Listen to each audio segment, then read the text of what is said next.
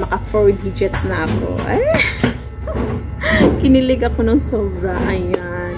Basta, kaya yan talaga, yung prayers talaga yung dapat nyong lakihan ng kapital. Sasagutin natin ito habang nag-unbox ako sa aking dumating na parcel. Ito ay mga shades. Ayan. So, dapat makita talaga para malaman natin kung kumpleto ba talaga ito o hindi. So, kasi itong unang order ko, kulang yung pinadala nila. So, ayan. 6. Okay, sakto. So, sasagutin na natin yung tanong ni ma'am. Sabi niya kung nagre-rent ba ako at paano mag-manage sa ganitong negosyo. So, unang-una, hindi ako nagre-rent. Akin po itong lote na to. At sa pag-manage naman, madali lang naman mag-manage ng ganitong negosyo, no? Parang din itong mga sari-sari store o anumang mga paninda o negosyo na simple lang o pangmasa lang talaga ng mga paninda. At bago pa lang ako nitong negosyo ko, nasa 6 months pa lang ako, at monitor ko pa ang yung mga stocks ko, kung anong kulang, kaunti na lang, at ano yung mga wala sa aking paninda. Nag-start lang talaga ako dito sa kaunting puhunan. Nasa mga, as in kaunti lang talaga yung start ko dito na pagtinda. Halos walang laman yung tindahan ko. Pursigido lang talaga ako sa aking mga paninda. At ito na siya ngayon. Medyo marami pang kulang. Pero at least marami ng pagpipilian ng aking mga customer. Sa ganitong paninda o negosyo, no, kailangan din kayong i-consider ninyo yung location ninyo dahil napaka-importante sa mga ganitong negosyo na mga RTWs, yung dry goods o ano pa man, miski sari-sari store, napaka-advantage talaga o dapat talaga along the highway o nasa mga daanan itong mga ganitong mga negosyo dahil kailangan ito kitang-kita ng mga tao. Miski hindi ito ma-expire agad, pero dapat talaga doon siya nakapwesto sa mga dadaanan ng mga tao. O yan. Tapos, at okay lang din kung mag-start ka ng kaunting puhunan din. Pero kung meron ka mang malaking puhunan, so okay din yun siya. So sa akin noon, maliit lang talaga. 11,000 lang yung puhunan ko. Tapos yung pera, nirolling ko lang talaga siya sa aking tindahan. At hindi ko ginalaw yung pera sa mga expenses namin, no, kahit yung pangbili ng candies ng aking anak ay hindi pwede. Dapat ni piso walang makakagalaw nito. Ayan, ganyan ako. Ay as in yung dapat ganyan talaga dahil ito maganda itong ganitong negosyo pero medyo matagal lalong-lalo na kung bago ka lang sa pagtitinda, no, hindi pa marami yung mga paninda mo, matagal ka talaga makarolling pero tiyaga-tiyagaan lang talaga at dalago din yung paninda mo, o diba? Yung plano ko lang talaga nito, dapat naka-plasticware lang talaga siya, mga baunan, mga balde, planggana, ayun. Pero meron kasi mga taong may hinahanap sila ng mga gamit pang bahay, kaya ayun, nakaisip ako na i-ano na lang siya, yung kahit ano-ano kumbaga kahit ano-ano na lang ng mga paninda yung mga tinitinda ko dito. Merong mga ganito, ito lighter, meron akong lighter, so toys, mga hair clips, ayan, kumpletuhin mo na kung meron kang malaking puhunan, no, dahil para yung mga customer mo, dyan na sila bibili lahat kung ano yung mga pangangailangan nila sa kanilang mga bahay. Kung malaki yung puhunan mo, much better, mas maganda. Kung hindi ka nagre-rent, mas maganda din. Pero kung nagre-rent ka naman, at kaunti lang yung bagong stock na abot at 60 pesos lang sa mga dagmay of the wall. Sige, try lang, sir. Salamin na lang. Ari, salamin. Okay ba?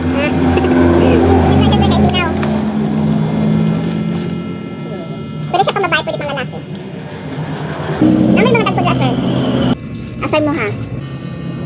70 o 60 ang price ana. Depende. Napagay tag 150 ana sir. Rag isa na lang ang 150 ana.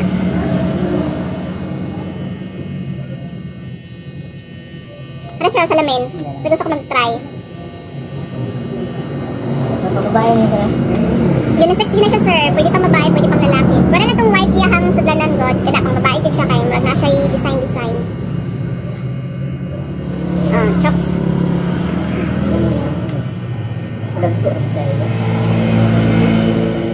Fashion na siya sir. Kaya ang isa. Testing lang.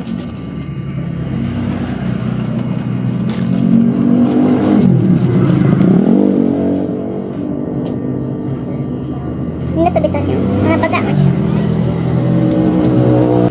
Ano siya? Mas bagay na sa mga sir. Ayan, balik tayo.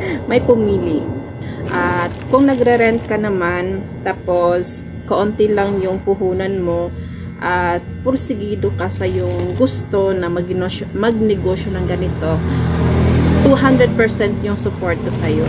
No? Dahil yung, kumbaga, sa una lang yan, yung kaunti pa lang yung magbibili sa'yo.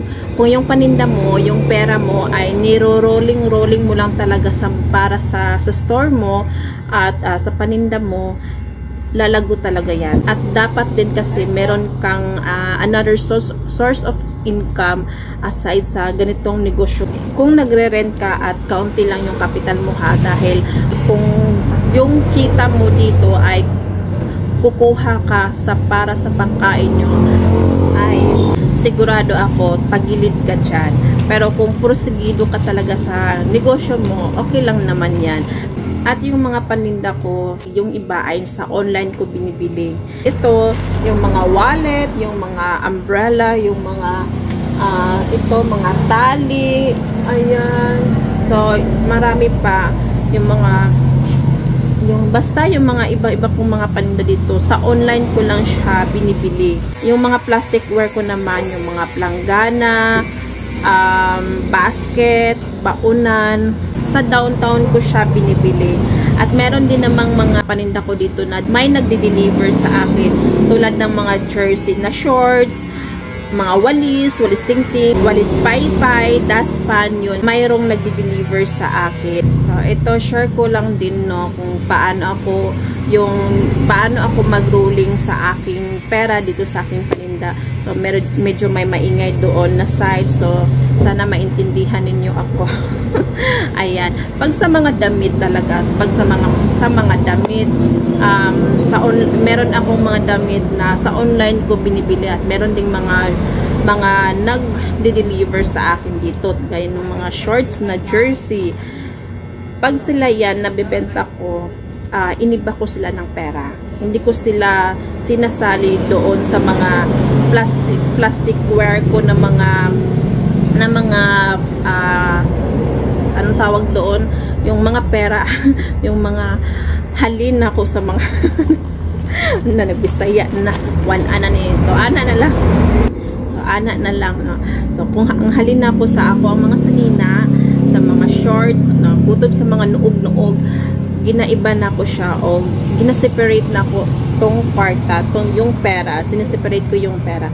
Pag sa mga school supplies, sa mga plasticware, sa mga basic needs na pangbahay o mga slippers, yan, naka-separate din siya. At yung mga paninda sa aking ate, mga cortina, yung mga duyan, yung mga itlog at uling, nakaiba din yan siya dahil hindi naman yan sa akin, dinisplay lang yan ng aking pamilya. So, naka-separate yan siya para kung kailangan ko ng pera, magbili ng mga damit para paninda ko dito. So, doon lang talaga ako kukuha ng budget na pangbili ko ng mga damit na pang-display. O, diba? So, kunyari, may nag-deliver sa akin ng mga jersey shorts.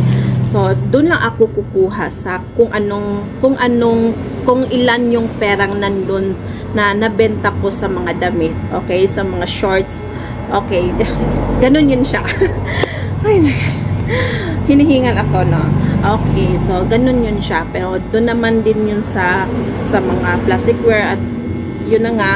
So, doon din ako kukuha para sa mga pang-online kong binibili at pang-purchase ko doon sa downtown. Sa aking mama naman at sa ate kong paninda. So, nakaseparate din yon dahil binibigay ko sa aking ate. So, yun, para klaro lang yung bintahan natin. At kung kailangan mo mag-rolling ng pera, so, alam mo kung saan ka kukuha, no, pangbili ng ganitong mga paninda mo. Okay? Hiningal ako. So, ayun. So, sana naintindihan ako. So, depende din yan sa inyo ha, kung ganoon kayo mag-separate ng pera o magro-rolling o maghawak ng pera. Basta ako, ganoon talaga ako. So, basta ako, ginanon ko siya para at least kitang-kita ko yung progress ng aking mga paninda, no? Kitang-kita ko yung gaano na sila karami at kaliit pa. So, kailangan ko nang bumili ng mga ganito, ganyan. Okay! Ayan. At pag ganito din yung mga paninda mo, meron talaga yung mga hindi agad-agad mabenta. Pero relax lang kayo dyan. Chill lang kayo, no? Dahil hindi naman yan ma-expired o ano, mapanis man yan. Hindi naman yan mapapanis. Pero okay lang yan dahil mabebenta at mabebenta talaga yan siya. Ang ginagawa ko lang ay nililinis ko lang. Tapos yung mga damit, meron siyang naka-cellophane. Ayan, meron siya para hindi siya masyadong maalikabok. Lalong-lalo na yung mga light colored. At everyday ka rin naglilinis sa yung mga paninda, no? Lalong-lalo na dito sa akin, along the highway lang talaga, tapos napaka alikabok, no? Parang 2 weeks na yung alikabok ng yung mga paninda. Ayan. Para presentable din yun sa mga customer. Pero minsan masyadong marumi yung mga paninda ko, naiintindihan din naman ng mga customer. So, sa mga gusto dyan na magtayo nitong mga ganitong negosyo, so go lang kayo kung gusto nyo talaga nitong ganitong mga negosyo dahil napakaganda talaga siya na negosyo. Parang wala ka ring lugi, no? Depende rin yan sa inyo. Basta i-consider nyo talaga yung location mo. Dapat isipin mo talaga yung location mo na dapat kitang-kita ka sa mga tao nito at nadadaanan ka talaga ng mga tao para yung mga paninda mo hindi masasayang. At yun na nga, kung kaunti pa lang yung mga paninda mo dahil nagsisimula ka pa lang at wala ka pang malaking pera pang puhunan. So, ang ginagawa ko yan dati, kung ano yung hinahanap ng mga customer, yun ang bibilhin ko. Para sa susunod nila na punta, meron na akong yung mga hinahanap nila, diba? Basta kutuban nyo lang yung mga taong nakapaligid sa iyo at magkaka-idea ka na kung anong mga paninda mo talaga na dapat mong itinda sa mga ganitong mga tindahan. Okay? Ang ako, lingaw-lingaw ng bitaw niyo eh. May board ko sa balay. Bitaw, matitino. Lingaw-lingaw na niya ako niya. Giganahan ko mana nana siya dagang stocks. So kato lang, sana nagustuhan nyo ang aking video at kung nagustuhan nyo, paki-like naman, paki-subscribe. Ayan, kung may tanong pa kayo, comment nyo lang sa baba at sasagutin natin yan pag hindi tayo busy-busyhan. Pasingit lang tayo no, pahabol. Basta para sa akin, hindi kailangan na malaki yung puhunan mo.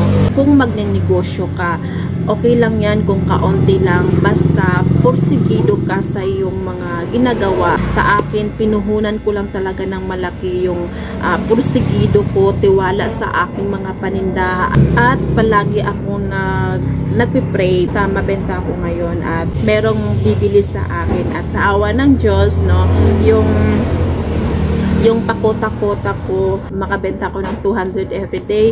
Dati, sa susunod naman, 400, sa susunod naman, 500, 600. So, ay sa awa ng Diyos, no, minsan, maka 4 digits na ako. Kinilig ako ng sobra. Ayan. Basta, kaya, yan talaga, yung prayers talaga yung dapat nyong lakihan ng kapital at sipag din, no? So, yun lang. So, bye for now. God bless.